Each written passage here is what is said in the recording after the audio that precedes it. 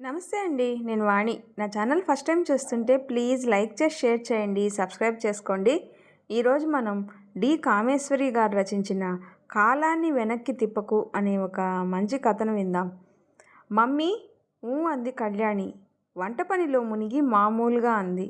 Mummy mummy నీకెవరన్నా మంచి gynaecologist తెలుసా? ఇది వరకు నీవు ఓసారి ఎవరో లేడీ డాక్టర్ దగ్గరికి వెళ్ళావు. ఆవిడ పేరేమిటి? గొంతు తగ్గించి అడిగింది చిత్ర. చారు పోపు వేస్తున్న కళ్యాణి చటుక్కున కూతురి వైపు తిరిగి, గైనకాలజిస్టా? ఎవరికి, ఎందుకు? ఆశ్చర్యంగా చూస్తూ అంది. చిత్ర కాస్త కళ్ళు వాల్చి, I missed my periods mummy అంది. ఆ మాటకు కళ్యాణి గుండె ఒక్కసారి బీటు మిస్ అయింది. కలవరంగా. అంటే అంటే అంది గాబరాగా. కూతురి మొహం చూడగానే ఏదో తట్టింది ఆమెకు. ఐ థింక్ ఐఆమ్ ప్రెగ్నెంట్ అంది చిత్ర చాలా మామూలుగా, ఉప్మా కోసం పెట్టిన జీడిపప్పు పలుకు ఒకటి నోట్లో వేసుకుంటూ. కళ్యాణి తెల్లబోతు కూతురి వంక అయోమయంగా చూసింది. ఏమిటి, ఏమంటున్నావు? సరిగా వినలేదేమో అన్నట్లు, నమ్మలేనట్టు రెట్టించింది. ఈ నెల పీరియడ్స్ రాలేదు మమ్మీ. అనుమానం వచ్చి యూరిన్ టెస్ట్ చేయిస్తే పాజిటివ్ వచ్చింది. చిత్ర తల్లి వంక చూస్తూ అంది. కళ్యాణి కాళ్ళు వణికాయి. చటుక్కున కూర కింద ఉన్న స్టవ్ ఆర్పేసి డైనింగ్ టేబుల్ దగ్గరకు వచ్చి కుర్చీలో కూలబడింది. ఏమిటంటున్నావు? మతి ఉండే మాట్లాడుతున్నావా? ఏమిటి అసలు సంగతి? నిజం చెప్పు. ఇదేమన్నా ప్రాక్టికల్ జోకా? నల్లబడ్డ మొహంతో అడిగింది కళ్యాణి. ప్రాక్టికల్ జోకా? నీతోనా? నిన్నటి నుంచి ఈ సంగతి నీకు ఎలా చెప్పాలా అని భయపడి చెప్పలేదు. లేట్ అయిపోతుందని చెప్పాను ఇవాళ ఎంబ్రాసింగ్గా చూస్తూ అంది. కళ్యాణి నిలువు గుడ్లేసుకొని చూసింది. How how does it happen? తన గొంతు తనకే వినిపించినట్లుగా గొణిగింది. ఏమిటా సిల్లీ ప్రశ్న అన్నట్టు చూసింది Chitra. It just happened. That bloody fellow. ఏం పర్వాలేదు, ఒక్కసారికి ఏం కాదు, సేఫ్ పీరియడ్ అంటూ చెప్పాడు కళ్ళెగరేస్తూ అంది. ఎవరు ఎవరు వాడు? నీకెంత ధైర్యమే? ఏ జలుబో చేసిందన్నంత తేలిగ్గా చెప్తున్నావు? ఎంత ధైర్యంగా డాక్టర్ దగ్గరికి వెళ్ళాలని అడుగుతున్నావు? కోపంతో కళ్యాణి మాటలు తడబడ్డాయి. ఇది మీ డాడీకి తెలిస్తే పాతేస్తారు నన్ను. ఎంతకు తెగించావు? కోపంతో మొహం ఎర్రబడిపోయింది. అసలు ఇదంతా నిజమని కళ్యాణి ఇప్పటికీ నమ్మలేకపోతుంది. ఇండియాలో ఈ తరంలోనైనా ఎంత మోడ్రన్గా ఫార్వర్డ్గా పెరిగిన ఓ అమ్మాయి వచ్చి తల్లితో ఓపెన్గా తాను ప్రెగ్నెంట్ అన్న విషయం అతి మామూలుగా చెప్పడం అన్నది నమ్మలేని విషయంలా జీర్ణించుకోలేకపోతుంది. ఫారిన్ కంట్రీస్లో, అమెరికాలో అక్కడ పిల్లలు చాలా స్వేచ్ఛగా సెక్స్ లైఫ్ గడుపుతారని, హై స్కూల్ లెవెల్ నుంచే బాయ్ ఫ్రెండ్స్, డేటింగ్లు విచ్చలవిడిగా తిరిగి కడుపులు, అబార్షన్లు అతి మామూలు అయిపోయాయని చదవడం, వినడం జరిగింది. కానీ మన దేశంలో కొన్ని చోట్ల అబ్బాయిలు అమ్మాయిలు ఫ్రీగా తిరిగినా రహస్యంగా పెద్దలకు తెలియకుండా తిరగడం ఉంది. అక్కడక్కడ అమ్మాయిలకు అబార్షన్లు గుట్టుచప్పుడు కాకుండా తల్లిదండ్రులు జరపడం లాంటివి కూడా ఉన్నాయి. కానీ ఇలా ఒక అమ్మాయి తన తల్లితో తాను ప్రెగ్నెంట్ అని కాస్తైనా జంకు గొంకు లేకుండా చెప్పడం, అది తన కూతురు అవడం అన్నది ఊహించలేని కళ్యాణికి పెద్ద షాక్ ఇది. ఏంటి మమ్మీ అలా చూస్తావు కొంప మునిగినట్లు?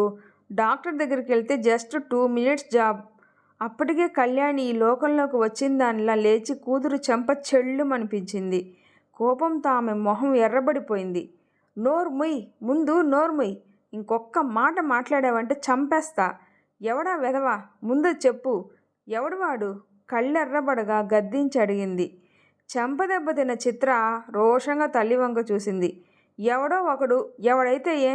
నువ్వు డాక్టర్ దగ్గరికి తీసుకెళ్తావా లేదా? అది చెప్పు ముందు పొగరుగా అంది. ఏ వాడెవడో వాడినే తీసుకెళ్ళమని లేకపోయావా డాక్టర్ దగ్గరకు? నా అవసరం ఏమొచ్చింది? ఇంతకు తెగించిన దానివి, ఎవడైతేనేమో అన్నదానివి. నా దాకా ఎందుకు ఇది? గప్చుప్గా మాకెవరికి తెలియకుండా ఆ అబార్షన్ ఏదో నువ్వే చేయించుకోవాల్సింది. కళ్యాణి కూతురి వంక తిరస్కారంగా చూసింది. ఆ సందీప్ గాడు రావడానికి భయపడి ఏడుస్తున్నాడు. సందీప్ పేరు చెప్పేశాక నాలిక కొరుక్కుంది. ఎవరన్నా చూస్తే అంటూ భయపడుతున్నాడా స్టూపిడ్?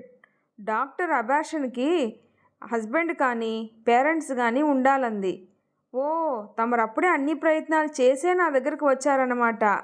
ఆ సందీప్ అంటే ఆ తెల్లగా మెడలో చైను, ఆ అగర్వాల్ కొడుకేనా? వాడు నీ కోసం పుస్తకాలంటూ ఇంటికి కూడా వచ్చాడు వాడేనా? కోపంగా అడిగింది. చిత్ర తలాడించింది కాస్త ఎంబ్రాసింగ్గా చూస్తూ. పట్టుమని 20 ఏళ్ళు లేని మీరు చదువుకోమని కాలేజీలకు పంపిస్తే మీకు ఇప్పటి నుంచే లవ్వులు సెక్సులు కావాల్సి వచ్చాయా? ఉత్తి ప్రేమలు సెక్సులేనా? పెళ్ళి కూడా ఏమన్నా చేసుకున్నావా? పెళ్ళెందుకు చేసుకుంటాడులే వాడు, ఈజీగా దొరికావని నీతో తిరిగాడు. వాడు అవసరం తీరాక మొహం చాటేశాడు. డాక్టర్ దగ్గరికి కూడా రావడానికి పడ్డం లేదంటే వాడు ఎంత గడుసువాడో, నిన్నెలా తెలివిగా వాడుకున్నాడో అర్థమైందా ఇప్పటికన్నా? కసిగా హేళనగా అంది. Mummy, for God sake, it is too late to discuss all this. అయిందేదో అయింది, నా తప్పో వాడి తప్పో, జరిగిందేదో జరిగింది. చెప్పు, నువ్వు హెల్ప్ చేస్తావా? నన్ను ఏదో ఏర్పాటు చేసుకోమన్నావా? ఏదో పొరపాటు జరిగింది, దానికి పెద్ద రాద్ధాంతం చేస్తున్నావు. It's not a big deal. ఆ పొగరు, ఆ నిర్లక్ష్యం చూసేసరికి కళ్యాణికి తిక్క రేగింది. ఇంత జరిగినా నీకు ఇంకా బుద్ధి రాలేదన్నమాట. It's not a big deal. Yes, okay, వెళ్ళు. నువ్వే ఏం చేసుకుంటావో చేసుకో. ఇంత ఇంత చేసిన దానివి, అది నీవే చేసుకో. కళ్యాణి కోపంగా లేచి స్టవ్ వెలిగించి కూర కలిపింది. బుద్ధి అంటే తప్పు చేశాను అని మీ కాళ్ళు పట్టుకుని ఏడవాలా? అలా అయితే సంతోషంగా ఉండేదేమో మీకు, కసిగా అంది చిత్ర. కనీసం నీ మాటల్లో జరిగిన దానికి పశ్చాత్తాపం, తప్పు చేశానన్న భావం ఉంటే నాకు కాస్తన్న జాలి ఉండేది నీ మీద. నాటే బిగ్ డీల్ అని అంటున్నావంటే నీకు అసలు ఏం జరిగిందో, దాని పర్యవసానం ఎలా ఉంటుందోనన్న ఆలోచన కూడా లేకుండా మాట్లాడుతున్నావంటే నీవెంత మూర్ఖురాలువో తెలుస్తుంది. మన ఇండియాలో ఓ పెళ్లి కాని పిల్ల గర్భం దాల్చడం అంటే దాని పరిణామాలు ఎలా ఉంటాయో నీకు తెలీదు. ఇది పైకి తెలిస్తే ఏ తలమాసిన వెధవ కూడా నిన్ను పెళ్ళాడడు. ఉత్తప్పుడు ఎంత మోడ్రన్గా అభ్యుదయ భావాలు పలికినా పెళ్లి వేళకి వచ్చేసరికి వంశాలు సంప్రదాయాలు చూస్తారు. పెళ్ళి కాకపోతే కొంప మునగదులే, మొండిగా వాదించబోయింది. అవును, నీకు పెళ్ళి అవసరం ఏమిటిలే, ఇంతకు తెగించిన దానివి. కళ్యాణి కోపంగా ఏదో అనబోయింది. చిత్ర కోపంగా, స్టాప్ ఇట్ మమ్మీ, నిన్ను హెల్ప్ అడగడం నాదే బుద్ధి తక్కువ. ఏదో ఎక్స్ట్రాడనరీ థింగ్ లోకంలో నీ కూతురే చేసింది అన్నట్లు మాట్లాడకు. It just a normal thing that happened. అమ్మాయిలు అబ్బాయిల మధ్య అట్రాక్షన్ మధ్య అప్పుడప్పుడు ఇలాంటివి జరగడం ప్రపంచ వింతలా మాట్లాడకు. నువ్వు డాక్టర్ దగ్గరకు తీసుకెళ్తావో నన్నే వెళ్ళమంటావో త్వరగా చెప్పు, అసహనంగా అంది. కళ్యాణి తిరస్కారంగా కూతురి వంక చూసింది. డాడీకి చెప్పి ఏం చేయమంటారో అడగాలి. ఇప్పుడు ఆయన నన్ను తిట్టిపోస్తారు. నిన్ను నెత్తికెక్కించుకొని పాడు చేశానని, నిన్ను నమ్మి ఇంత స్వతంత్రం ఇచ్చినందుకు నా నెత్తి మీదకు తెచ్చావు. ఆయనకెందుకు చెప్పడం? డాడీ అసలే ఓల్డ్ ఫ్యాషన్. నువ్వే అర్థం చేసుకోలేంది ఆయన ఇంకేం అర్థం చేసుకుంటారు? ఆయనకి చెప్పకుండా దాస్తే రేపొద్దున ఈ విషయం తెలిస్తే నా ప్రాణం తీస్తారు. నాకు మతిపోతుంది. నన్ను ఆలోచించుకొని అసలేం చేయాలో. నాకు ఆఫీస్కు టైం అయిపోతుంది.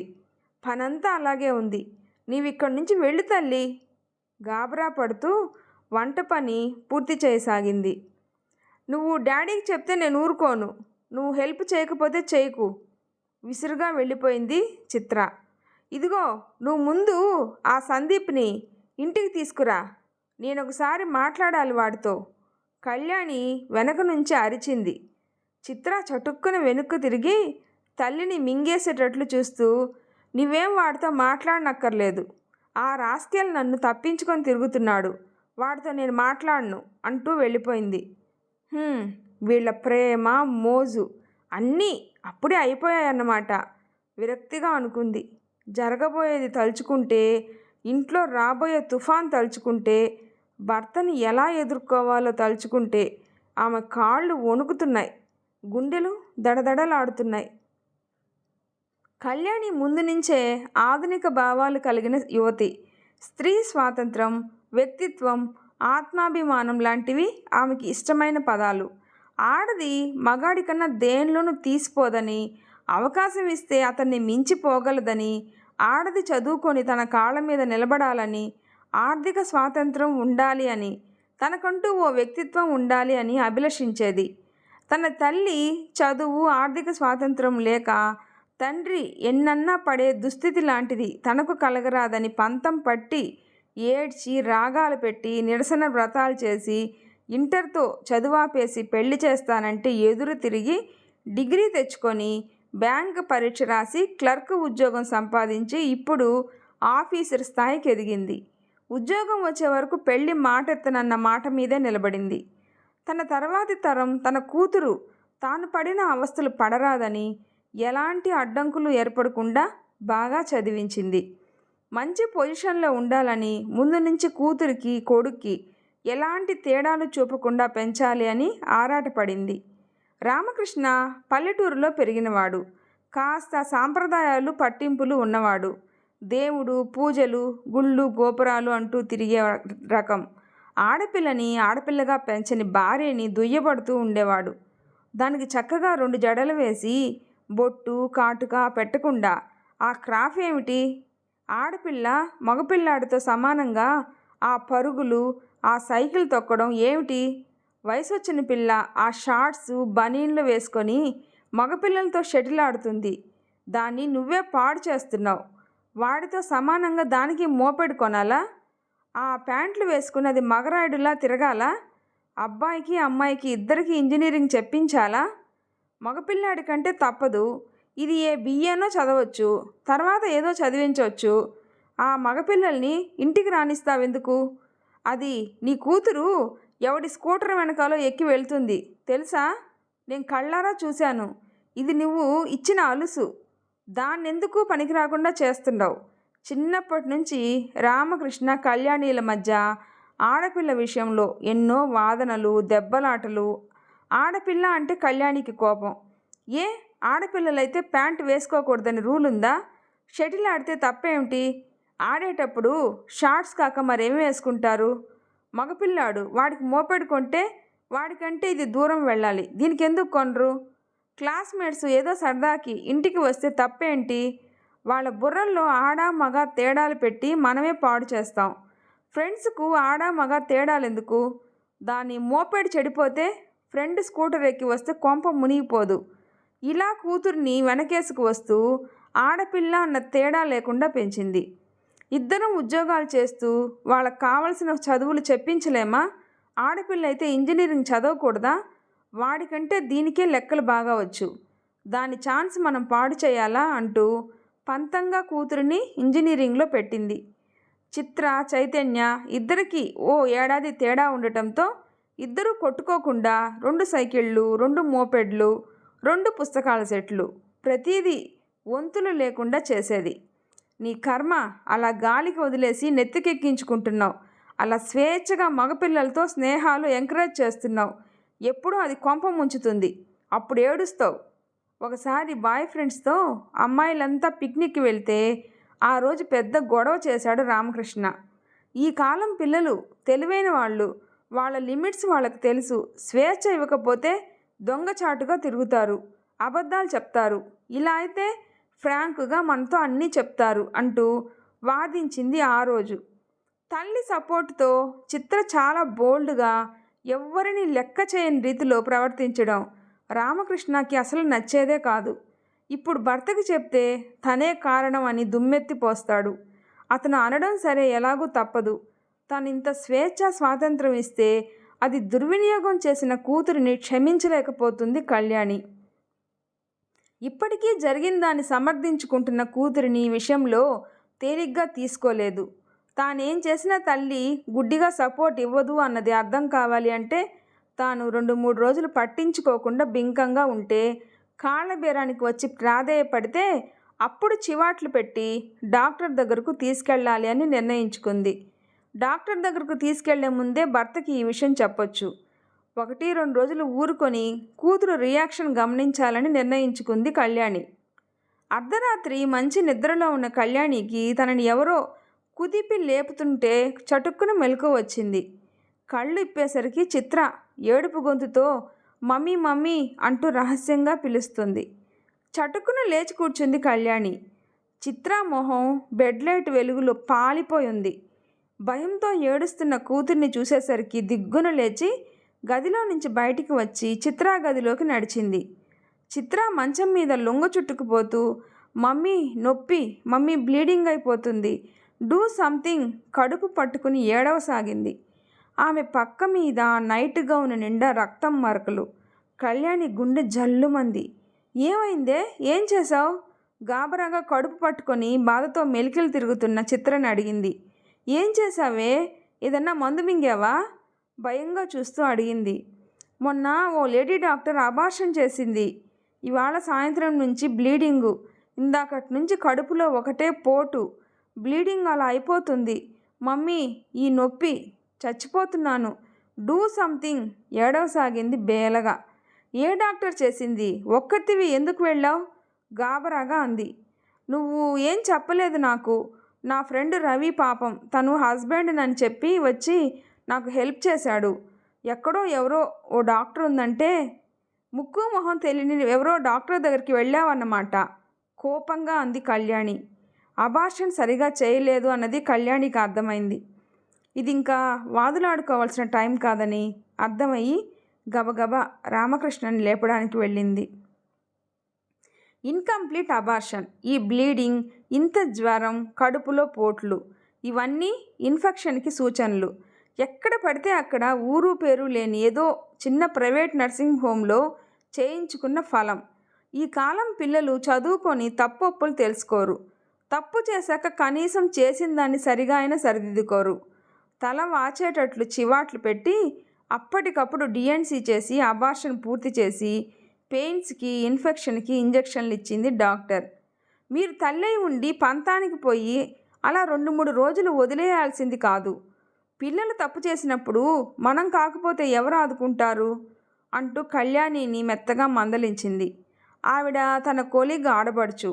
ఇది వరకు పరిచయంతో కళ్యాణి అక్కడికి వచ్చింది. ఆవిడ ముందు తానే తప్పు చేసినట్లు తలదించుకుంది. ఆ రాత్రి ఈ సంగతి విని నిశ్చేష్టుడయ్యాడు రామకృష్ణ. అప్పుడు ఒక్క మాట కూడా మాట్లాడకుండా కారు తీసి నర్సింగ్ హోమ్కి తీసుకువెళ్ళాడు. ఆ తర్వాతైనా కూతుర్ని పలకరించలేదు, మందలించలేదు. కళ్యాణి ఏదో చెప్పబోయినా వినలేదు. ఆ రోజు నర్సింగ్ హోమ్లో ఉంచి మర్నాడు కూతుర్ని ఇంటికి తీసుకెళ్ళింది కళ్యాణి. మీ డాడీ నిన్ను ఒక్క మాట అనలేదు అంటే ఆయన నువ్వు చేసిన పనికి ఎంత హర్ట్ అయ్యారో తెలుసుకో. ఆయన బాధ, అవమానం మనసులో దాచుకున్నారు అంటే మనల్ని క్షమించలేదన్నమాట. ఇంతకంటే ఆయన నిన్ను నన్ను తిట్టినా బాగుండేది. ఆయనకు మొహం చూపించలేకపోతున్నాను. కళ్యాణి కూతురికి పళ్ళరసం తెచ్చిస్తూ అంది. సారీ మమ్మీ, చిత్ర తల వాల్చుకుని అంది. ఈ ఒక్క రోజులో ఆమె పొగరు, వగరు అన్నీ దిగిపోయినట్లు సౌమ్యంగా అంది. పాలిపోయి కళ్ళ కింద నల్ల చారలతో మొహం పీక్కుపోయిన కూతురు మొహం చూస్తే శారీరకంగా, మానసికంగా ఎంత బాధపడింది అర్థమవుతుంది. చిత్ర, నీ తప్పుటడుగుతో నువ్వు స్వేచ్ఛను పోగొట్టుకున్నావు. నీపై అందరికీ నమ్మకం పోయేటట్లు చేసుకున్నావు. ఇంకా నీపై ఎన్ని ఆంక్షలు పెడతారో మీ డాడీ చూద్దూ గాని. నువ్వేం చేసినా, ఎక్కడికి వెళ్ళినా, కాలేజీ నుంచి రావడం 1 గంట ఆలస్యమైనా అనుమానంగానే చూస్తాం. నిన్ను వెనకేసుకు వచ్చే అవకాశం కూడా నాకు లేదిప్పుడు. చిత్ర ఏడవడం ఆరంభించింది. ఏడుపు మధ్య, మమ్మీ నేను కావాలని చెయ్యలేదు. ఆ సందీపు ఇంటికి వెళదామంటే సరదాగా వెళ్ళా. వాళ్ళ పేరెంట్స్ వాళ్ళంతా తిరుపతికి వెళ్ళారని వెళ్ళాకే తెలిసింది. ఏవో కబుర్లు చెప్పాడు, మ్యూజిక్ పెట్టాడు, డాన్స్ అన్నాడు, జస్ట్ ఫర్ ఫన్ అన్నాడు. ఇదంతా కాలేజీ అబ్బాయిలు అమ్మాయిలంతా చేస్తారు అన్నాడు. ఎవరెవరివో పేర్లు చెప్పాడు. ఒక్కసారికి ఏమవదు, తప్పేమిటి, ఏదేదో అంటూ నన్ను మాటల్లో వశపరుచుకున్నాడు. నాకు ఏ మూలో ఎలా ఉంటుందో అన్న జస్ట్ ఇంక్విజిటివ్నెస్ ఇలా అవుతుందని అనుకోలేదు. మమ్మీ సేఫ్ పీరియడ్ అని పర్వాలేదన్నాడు ఏడుస్తూ అంది. చిత్ర, ఈ మగపిల్లలకి ఈ వయసులో దృష్టి ఎంతసేపు సెక్స్ పైనే ఉంటుంది. ఆ అనుభవం పొందాలని ఆరాటపడే వయసు ఇది. ఆ యవ్వన ఆరంభంలో దీనికోసం ఉచితానుచితాలు మర్చిపోతారు. అబ్బాయిలతో స్నేహం చేసేటప్పుడు హద్దులు గీసుకోవాల్సింది అమ్మాయిలే. స్నేహాన్ని ఆకర్షణకి లోబడకుండా ఉంచుకోవడానికి అబ్బాయిల్ని గిరిగీసి దూరం ఉంచాలి. నిప్పు కాలడం దాని సహజ లక్షణం. దానికి దూరంగా ఉండాల్సిందే మనం. మన పూర్వులు ఆడదానికి ఇన్ని ఆంక్షలు ఎందుకు పెట్టారంటావు? నిప్పు దగ్గరికి వెళ్తే కాలేది ఆడదానికే. బాధ, హింస, అవమానం భరించాల్సింది ఆడదే. కాబట్టే నీతో ఎంజాయ్ చేసిన సందీప్ హాయిగా ఉన్నాడు. కొన్ని క్షణాల తొందరపాటు వల్ల నీకెంత కష్టం, నష్టం జరిగింది. నిన్నెంత బాధ, అవమానాలకి లోన్ చేసింది ఆ సంఘటన. మనం మోడ్రన్గా స్త్రీ పురుష సమానత్వం అని ఎన్ని మాటలు వల్లించినా ఈ ఒక్క విషయంలో మాత్రం మనం పురుషుల ముందు తల ఒగ్గాల్సిందే. ప్రకృతే పురుషుని పట్ల పక్షపాతం వహించి మనకు అన్యాయం చేసింది. ఇద్దరూ పాలు పంచుకున్న ఆనందంలో స్త్రీ మాత్రమే శిక్షకు గురి అవడం దేవుడు మనకిచ్చిన శాపం. ఈ బాధ, ఈ అవమానం మనం తప్పించుకోలేనిది. చిత్ర గిల్టీగా చూసింది. చిత్ర, నీకు నేను ఎప్పుడూ మగపిల్లాడితో సమంగా స్వేచ్ఛ ఇచ్చాను. స్వేచ్ఛ అంటే విచ్చలవిడితనం కాదు. నువ్వు చదువుకోవాలి, మంచి ఉద్యోగం చేసుకోవాలి, ఆర్థిక స్వాతంత్రం ఉండాలి, ఏదైనా నిబ్బరంగా ఎదుర్కొనే మనస్థైర్యం ఉండాలి, ఓ వ్యక్తిత్వం అలవర్చుకోవాలి. మగాడి కంటే మనం దేనిలోనూ తక్కువ కాదు అని నిరూపించాలి అన్నదే నా ఉద్దేశం. స్వేచ్ఛకి నువ్వు విపరీత అర్థం తీశావు. స్వేచ్ఛ, స్వాతంత్రం అంటే ఇష్టం వచ్చిన మగాడితో విచ్చలవిడిగా తిరగడం కాదు. అలా తిరిగితే ఏ సభ్య సమాజం ఊరుకోదు. సమాజానికి కొన్ని కట్టుబాట్లుంటాయి. ఆ కట్టుబాట్లు దాటితే ఎంత నవీన సమాజమైనా వేలెత్తి చూపి పరిహసిస్తుంది. ఆ యుగం నాటి కుంతి మొదలు నీ వరకు ఇలాంటి అక్రమ సంబంధాల్ని ఏ సమాజము ఆమోదించదు. ఇప్పుడే కాదు, ఇంకో 50 గడిచినా ఏ తల్లి తన కూతుర్ని అబార్షన్కి తీసుకొచ్చాను అని అందరి ఎదుట చెప్పగలదా? ఏ ఆడపిల్ల నేను అబార్షన్ చేయించుకున్నాను అని ఓపెన్గా చెప్పగలదా అంటే అనుమానమే. నిన్ను నర్సింగ్ హోమ్లో చూసి ఆ ప్రసాదరావు భార్య ఆశ్చర్యంగా అడిగితే ఏదో గైనిక్ ప్రాబ్లం అని అబద్ధం చెప్పాను. అది అబద్ధం అని నా మొహమే చెప్తుంది. రేపు ఈ వార్త మా ఆఫీసులో, నీ కాలేజీలో అందరికీ ఎలాగో తెలుస్తుంది. వారి అనుమానపు దృక్కులు, సానుభూతి వాక్యాల చాటున హేళనుంటుంది. ఇంతేకాదు, ఇది రేపు నీ పెళ్ళికి కూడా అవరోధం అవ్వచ్చు. నీ అంతటి నువ్వెవరినన్నా చేసుకున్నా సమయం వచ్చినప్పుడల్లా దెప్పటానికి ఆయుధంగా వాడుకుంటాడు ఆ మొగుడనేవాడు. చిత్రమొహం కళ తప్పి నల్లబడింది. మమ్మీ, నీవిన్ని అంటున్నావు. మా కాలేజీలో కొంతమంది అబ్బాయిలు, అమ్మాయిలు ఎలా తిరుగుతారో తెలుసా? హోటళ్ళు, పిక్నిక్లు అంటూ. I'm sure they are having sex. ఎవరో ఏదో చేశారని నువ్వు చేయక్కర్లేదు. పట్టుబడే వరకు అందరూ పవిత్రులే. ఈ ఫ్యామిలీ ప్లానింగ్ మెథడ్స్ వచ్చాక ఎందరు పవిత్రంగా ఉన్నారు అన్నది కూడా ప్రశ్నార్థకమే. ఆ పాటి తెలివి కూడా లేకుండా నువ్వు రొంపిలో దిగబడ్డావు. ఈ మాట నేను ఇంతవరకు ఎందుకు అనలేదో తెలుసా? ఫ్యామిలీ ప్లానింగ్ యూజ్ చేస్తూ బాయ్ ఫ్రెండ్స్తో తిరగొచ్చు అని నేను సజెషన్ ఇచ్చినట్లు అవుతుందని. చిత్ర, ప్లీజ్, నీలాంటి అమ్మాయిలు విచ్చలవిడిగా తిరిగి మళ్ళీ నా స్త్రీ స్వాతంత్ర్య మర్హతి అని పెద్దలు భావించి చరిత్ర పునరావృతం అయ్యి ఆడదాన్ని మళ్ళీ 100 ఏళ్ళు వెనక్కి పంపేయకుండా చూడాల్సిన బాధ్యత ఈ తరం, ముందు తరాల అమ్మాయిల మీద ఉంది. పర్వాలేదు, స్త్రీకి స్వేచ్ఛ, స్వాతంత్రాలు ఇచ్చినా దుర్వినియోగం చెయ్యదు అన్న నమ్మకం సమాజానికి మీ యువతరం కలిగించాల్సిన బాధ్యత ఉంది. కళ్యాణి మాటలకి చిత్ర కళ్ళు వాల్చుకుంది. చిత్ర మళ్ళీ ఇలాంటి తప్పు చేయదని, చేసే ముందు 10 సార్లు ఆలోచిస్తుంది అని నమ్మకం కళ్యాణికి కలిగింది. ఈ వీడియో నచ్చితే ప్లీజ్ లైక్ చేసి షేర్ చేయండి, సబ్స్క్రైబ్ చేసుకోండి. స్టోరీ ఎలా ఉందో తప్పకుండా కామెంట్ చేయండి. ప్లీజ్ సపోర్ట్ చేయండి. Thanks for watching.